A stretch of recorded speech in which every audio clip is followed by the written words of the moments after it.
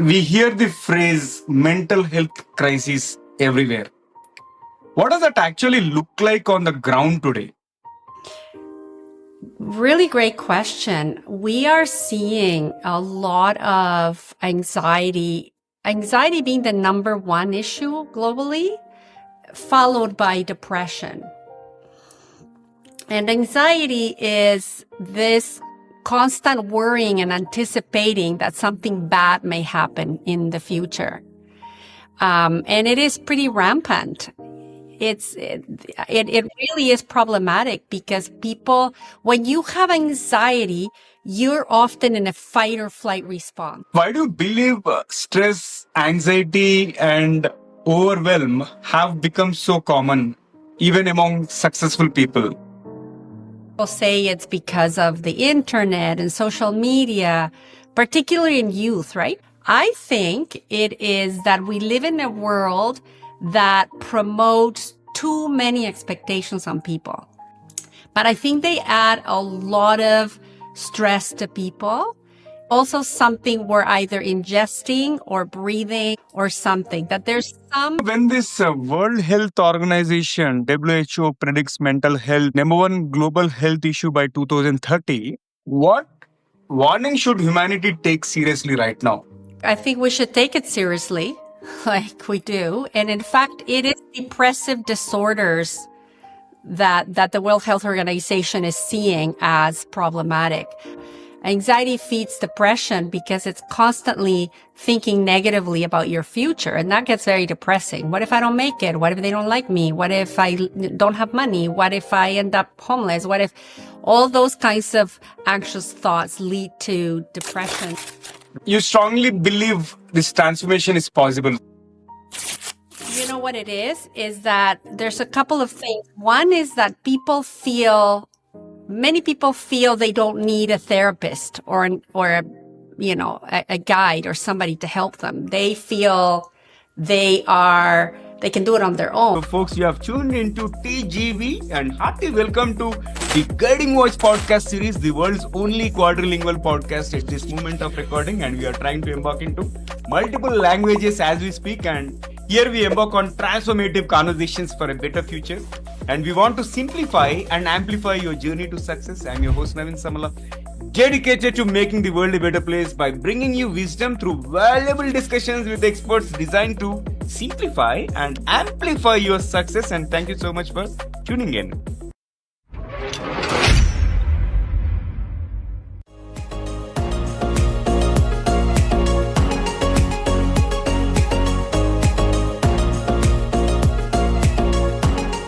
So, folks, welcome back to yet another episode on the Guiding Voice podcast series. And today we are living in an era of overwhelm. Stress, anxiety, burnout, depression, these are no longer isolated struggles. They are global realities. Health Organization, WHO, projects that mental health challenges will become the number one health issue worldwide by 2030. But here is a truth that most people don't hear often enough, which is transformation is possible. And today's episode is not about surviving mental health challenges. It is about rewiring the brain, understanding the neuroscience behind the transformation, and equipping ourselves with the tools that actually work. And joining me is a globally respected psychologist, thought leader, and advocate for mental well being, Dr. Erika Horwitz. And this conversation may change how you think about your mind, your struggles, and most importantly, your ability to heal. And without further ado, let me welcome Erika. Erika, hearty welcome to TGV, the Guiding Voice. How are you doing today? Oh, I'm doing great. Thank you for having me. I really appreciate being here. Most welcome. And folks, today we are going to delve into our conversation on the topic at hand, the era of overwhelm, how neuroscience can rewire your brain for mental strength. But before we dive deep into this topic, here is an exciting twist. As always, let us tickle our guest brain first. So, Erika, get ready for the first rapid fire round. I'm going to mention a few random words. And I would love to hear the first thing that comes to your mind in response without thinking much. And if you're ready, let's get started. Let's do it. Okay. All right. So, shall we get started? Amazing. So, here comes the first word: curiosity, Exciting. invention, Creativity future, doesn't exist. universe, The forces of nature. leadership, Ethics. success, Everybody can achieve it. mental health, We all have it. habit, Automatic pilot. money, A means to get needs. amazing. Here comes the last one: role model. We can all be role models. We are therefore responsible to act ethically. Superb. So, Erika, thank you so much for participating in the first rapid fire round. And there is one more rapid fire round towards the end of the episode. So, stay tuned. And thank you once again for being part of our journey in shaping the careers and lives of millions across the globe. And with that, let's get into the mainstream conversations wherein you can answer to my questions in about 1 to 1.5 minutes each. And my first question is: talk to us about who is your guiding voice. Wow, my guiding voice. Well, you know what it is what I've learned along the way about being an ethical and respectful human being in the world. So, I started, of course, learning from my parents. My parents were very adamant that we treated everybody with respect. I grew up in Mexico. And in Mexico, many people have domestic workers. And some families mistreat them. But in my home, we treated them with this respect, integrity, decency. And along the way, I learned that being an ethical, good human being is your obligation to others, to your world, to your community. So that's my guiding voice. It's, the internal voice that says, even when no one's watching, being ethical is doing the right thing, even when no one's watching. That's my guiding voice. Got it. Got it. Super powerful. And share with us your success mantra, as in top 3 things that have contributed to your success so far. 3 things are: number 1, feel the fear, but do it anyways. So, I was raised, I had a lot of, not great experience as a kid, and I had a lot of fears, and they've never stopped me. So, whether you are afraid, you just do it anyways, because you asked me about success earlier. I think that's how you get there. The second thing is what I said earlier about being ethical. I think that if you are a respectful person of integrity, you will, you will get there.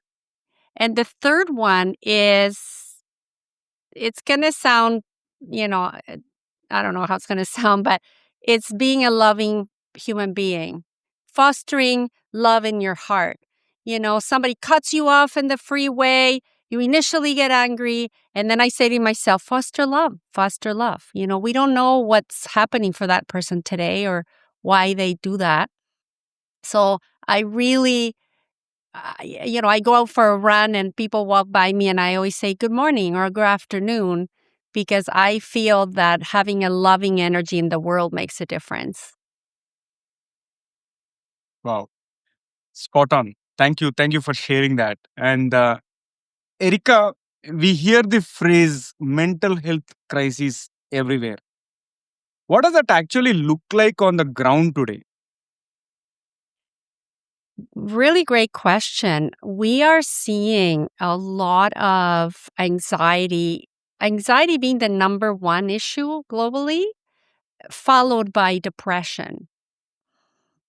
And anxiety is this constant worrying and anticipating that something bad may happen in the future. And it is pretty rampant. It really is problematic, because people, when you have anxiety, you're often in a fight or flight response, right? What that means is that your nervous system, your brain are activated as if you were ready to fight a tiger or a bear. But there's no tiger or bear, right? You're not using your body to fight the tiger or run from it. And so all that physiological stress gets stuck in the body and it just perpetuates that anxiety. Yeah, got it. And from your years of clinical work, what is the most misunderstood aspect of mental health struggles?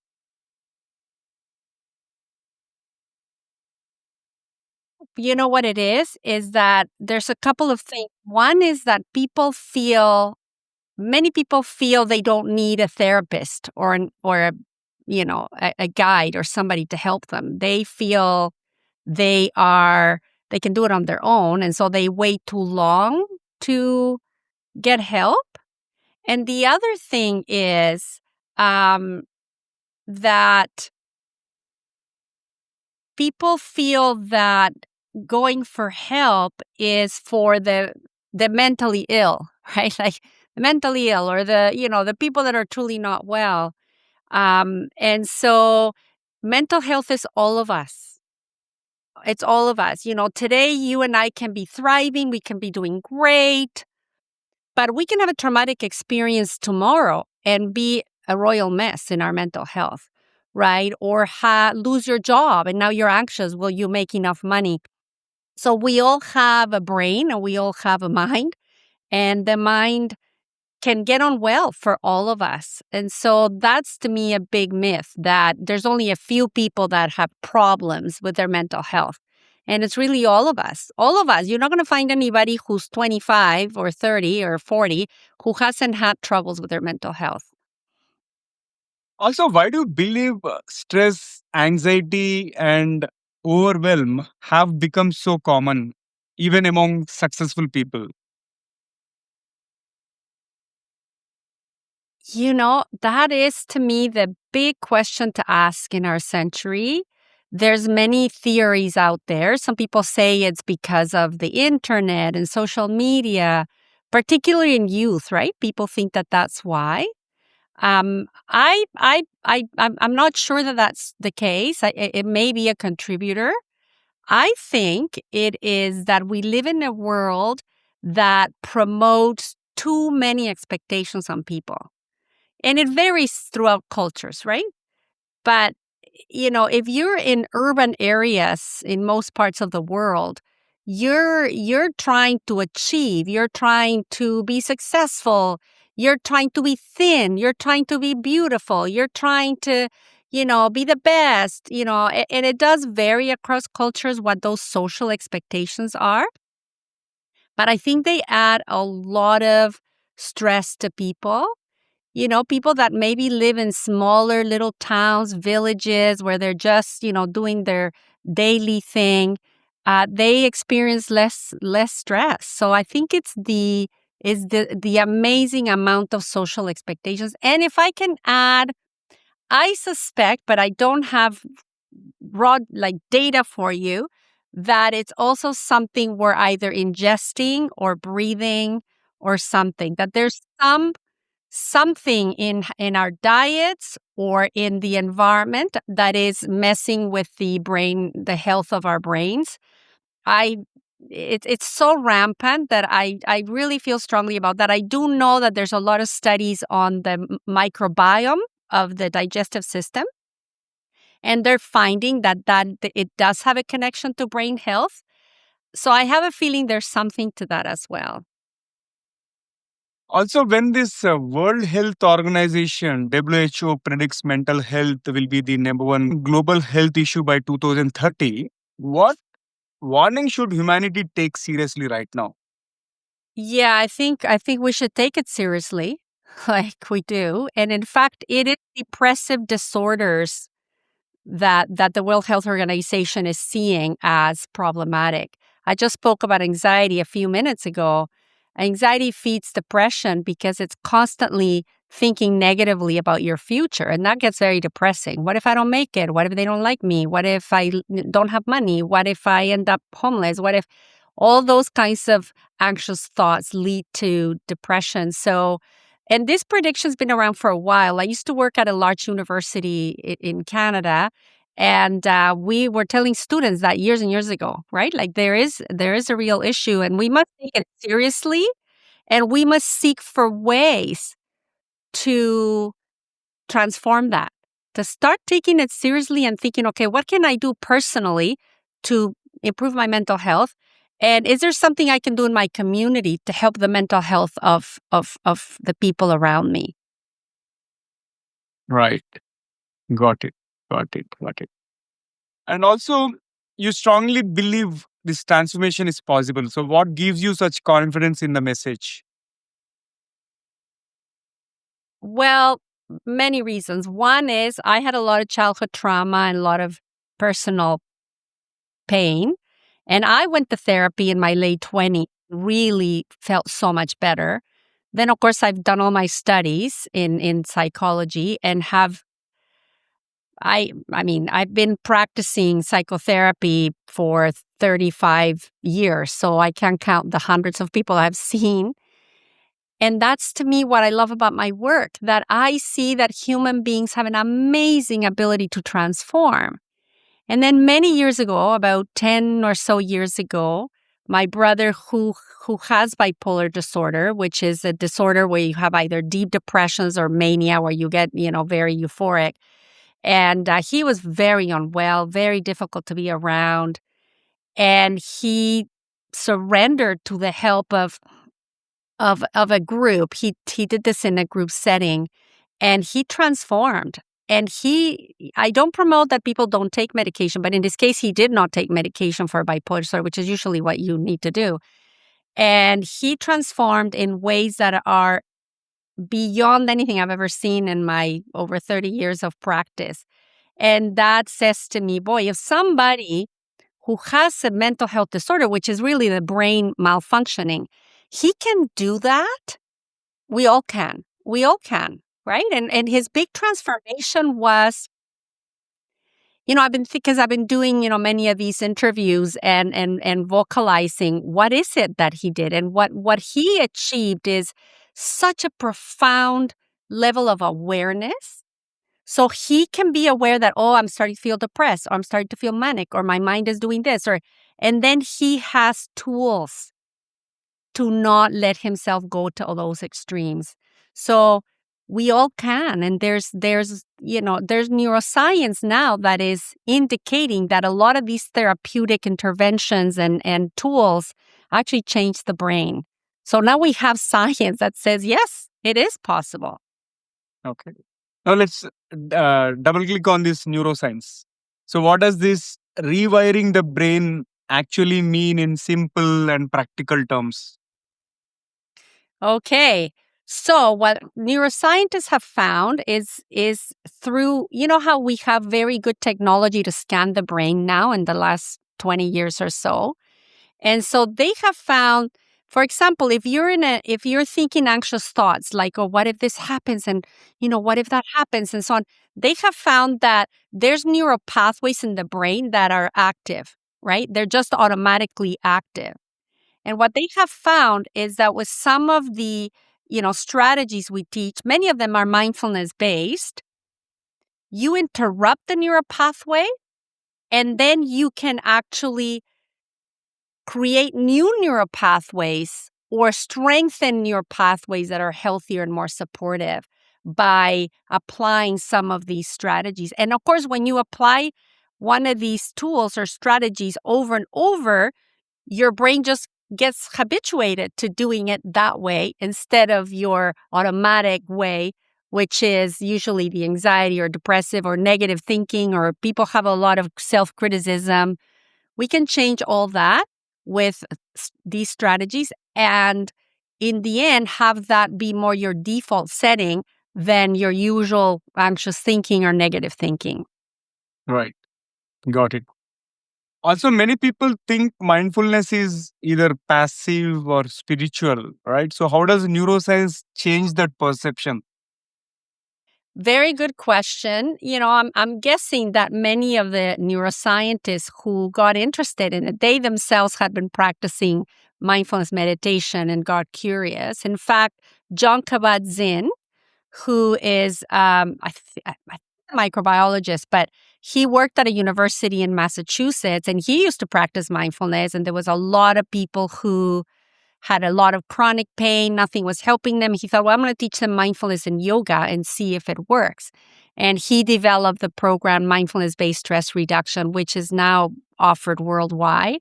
And in his university, they started studying, what was the impact.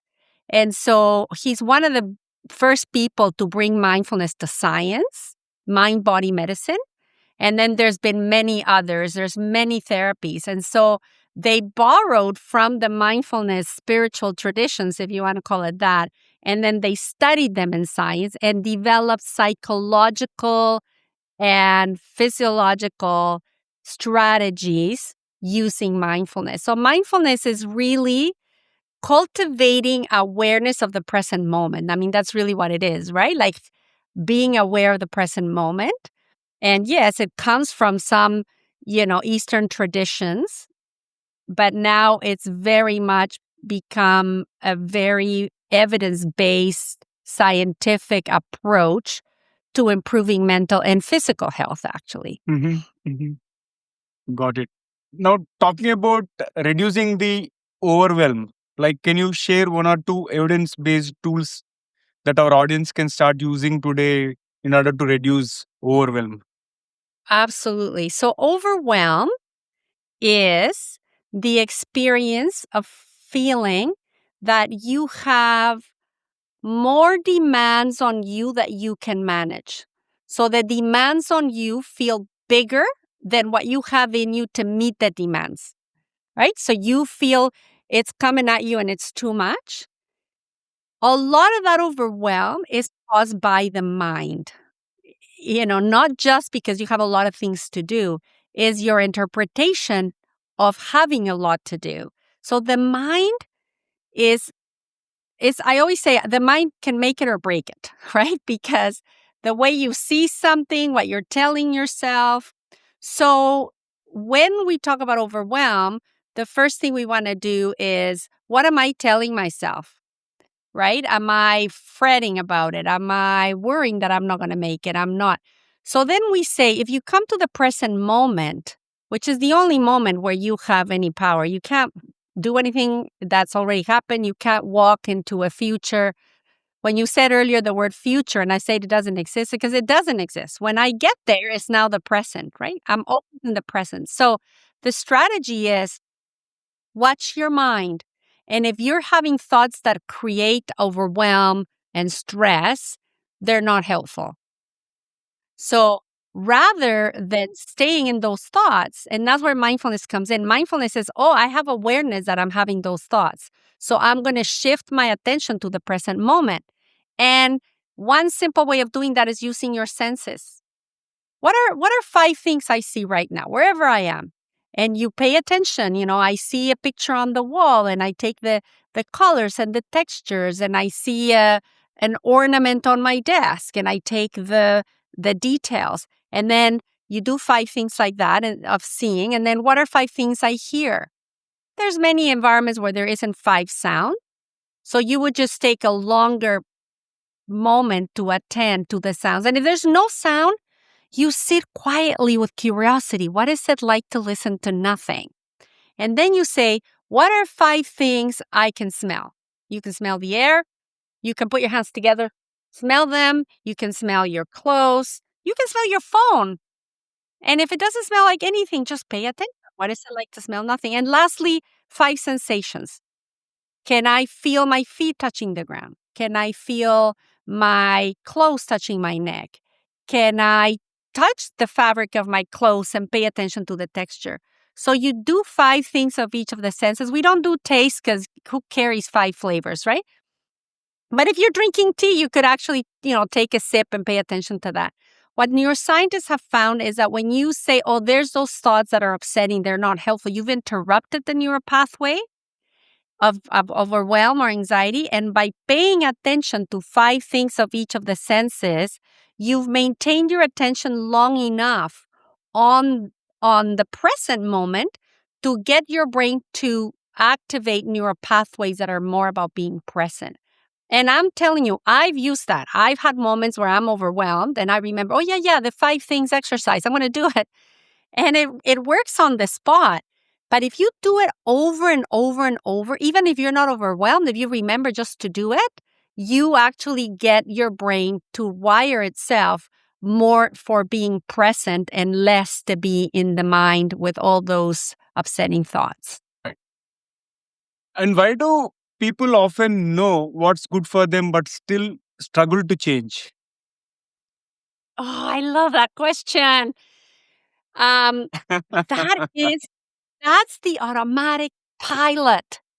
We are habitual creatures, right? So I know it's good for me to exercise. I know it's good for me, but my habit is to sit in front of the TV, right? And so I go with my habit. And so creating new habits is hard for human beings. So what we say to that is change happens by breaking automatic pilots, right? That to me, and the other thing is that we are constantly making choices. From the moment you open your eyes in the morning, you make hundreds of choices from getting up or not getting up, from brushing your teeth, from what are you going to wear, from what are you going to eat, to show up at work, how to talk at work, we're making choices constantly, and many of those choices are automatic. So it's work to break the automatic pilot. It is. But if you really see how your life would be better if you broke this habit or if you started a new habit, then it takes a certain level of commitment. And so we say to people, if you want to make some changes, don't come up with 5 changes at the same time. Start with 1, right? Let's say you want to exercise more. Start with that and you start small. Say, okay, this week I'm going to do 2 days of 20 minutes, and you put them in your calendar and you don't give yourself the option not to do it.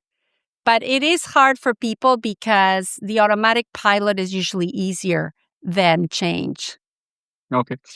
And where does the responsibility lie? Is that individual habits or some larger systems like workplaces, culture, and technology?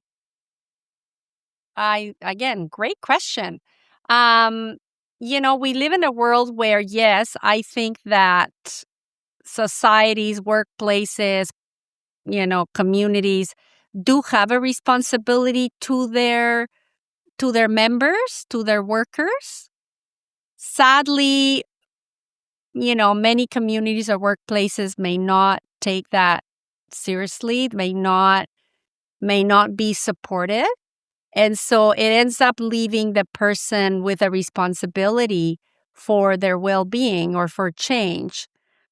It really depends the setting where you are. It can go all the way down to family, right? Your smaller community family. Some families are really supportive. Other families aren't. Other families, may be very critical or may have high expectations. And that I worked at a university for years and we had a lot of students and from different cultures. And, some of those students, their families were very, very intense in their pressure for the students to do well. And these students ended up in our office of counseling because of the stress of the pressure that they felt from their families. And so sometimes it ends up being, how do you cope in an environment that is not supportive? And again, it goes back to the power of the mind and changing interpretation or creating strategies that help you feel more empowered in those situations. Disempowerment for humans is really problematic. When you don't feel you have power to influence your life, that's really hard. Yeah. Got it. And for those leaders, creators, and high performers who have tuned into our episode today, what mental health practice is non negotiable, do you think? Well, you know what? The basic ones you always hear, sleep. Sleep is at the top of practices for mental health. And a lot of people either have troubles with sleep or abuse themselves and stay up too late, scrolling or whatever. And not so sleep is very important and it's a simple thing to try to improve. If you're having problems with insomnia, talk to your doctor or go to a therapist that can help you improve that. Of course, diet, I just said, right? Like, I mean, there's, as I said, some evidence today that if you eat processed foods or foods with additives, it will have an impact on brain health. And from the perspective of psychological health, right? Um, for high achievers, athletes, it's really watching what you're telling yourself and watching your interpretation. The way you interpret something is what causes you stress. So changing your interpretation sometimes is really the way to go. And if you're really struggling, right? We heard from Simone Biles, who is a gymnast. She was open about the pressure and what it did to her mental health. So I think anybody that is in a high achieving environment, you got to watch how pressured you feel. And I'm a psychologist, so I'm biased, but I will say seek the support of a mental health professional. Or maybe in your religious practice, there's an elder or someone that can support you, but don't travel stress alone, right? Try to get someone to support you. Wonderful. And this has been an incredible conversation so far with tons of insights. And it's time for us to spice it up with a few more rapid fire questions, which means it brings us to the second rapid fire. Shall we get started? Yes. Okay. Awesome. So let me fire the first bullet. If you could have one gigantic billboard anywhere with anything on it, what would it say? It would say, choose to be a good human being. Wow. Nice. Love it. Can you describe yourself in just one word? Loving. And one word that describes today's world. The first word that came was chaotic, but I also want to say hopeful. Okay. Got it. And one habit that damages mental health the most. Internal, negative, and anxious thinking. One small daily action with massive mental ROI, return on investment. Mm, practicing loving and connection with others. Is burnout a personal failure or systemic issue? Systemic issue. And awareness or discipline, which matters more first? Awareness. All right. Here comes the last one for the second rapid fire. What is one electronic gadget or a fantasy gadget that you like to see or invent yourself? An app that would help people find each other, not romantically, but people find each other so that they would have friends for life. Wow. Superb. And after that amazing second rapid fire, let's flip back to the mainstream. And Erika, if people have to remember one idea from this particular conversation, what should it be and why? The transformation from any degree of mental health, stress, overwhelm, anxiety, depression, or all the way to diagnosable mental illnesses like my brother, with whom I wrote this little book here, Improbable and Extraordinary. And the book is called Improbable and Extraordinary because it was improbable and extraordinary, and it is extraordinary that he transformed like that. So that inspired me to do these talks and talk to people and say, you don't have to be stuck in your pain and struggle. There are ways that you can change. And if people like my brother who it didn't look good. At one point he was on his way to take his life. That's how bad it got. And thankfully, instead of doing that, he remembered somebody offered him help and he went there and got the help and surrendered. It was a lot of work. It is work to transform, right? It's not like a quick fix, but it just makes me very hopeful, very hopeful. And of course, I do it and I see it in my practice all the time that people come to me ready to take their lives and they do the work and they feel better. And we need more happy people in the world. And that is possible with the right supports or the right guide. So, like, just tell people, just know that that's possible. Amazing. Thank you so much for all the wonderful insights. And I thoroughly enjoyed talking to you. And how is your experience being hosted on the Guiding Voice podcast? Oh, it's wonderful. And I love that your podcast is so international and it reaches a lot of people, and that many of the topics that you offer can make a difference for people. So I felt very honored and really happy to have this. And you had some really great questions too. It's always good to dig in, into these very interesting questions. So no, it was great. Thank you. Thank you. Thank you for the kind words. And I am looking forward to hosting you again in the future. And I wish you all the very best, Erika. Take care. Thank you once again. Thank you so much. Thank you. All right. So, friends, mental health struggles are not a personal weakness, they are a human reality in an overstimulated world. What stands out from today's conversation is this one: your brain is not fixed. With the right tools, awareness, and consistent practice, transformation is not only possible, it is measurable. And if this episode resonated with you, share it with someone who needs to hear this message today. And remember, healing doesn't happen overnight, but it always begins with hope and action. So be hopeful. And that was our episode with Dr. Erika Horwitz.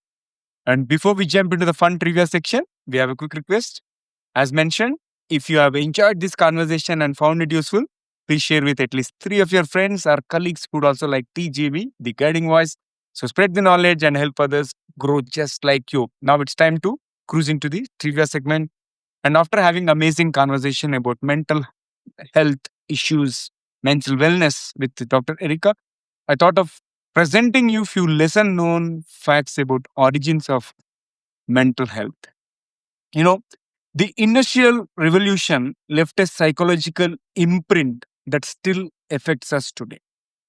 Large scale mental health vulnerability didn't rise only with the technology, it accelerated during industrialization and its effects persist across generations. Research shows that populations historically exposed to factory labor, urban crowding, pollution, and rigid time control developed higher base levels, higher baseline levels of neuroticism, anxiety, and depressive traits. And these environments favored relentless productivity but disrupted natural rhythms, sleep, sunlight exposure, movement, and social cohesion, which are all critical regulators of mental health.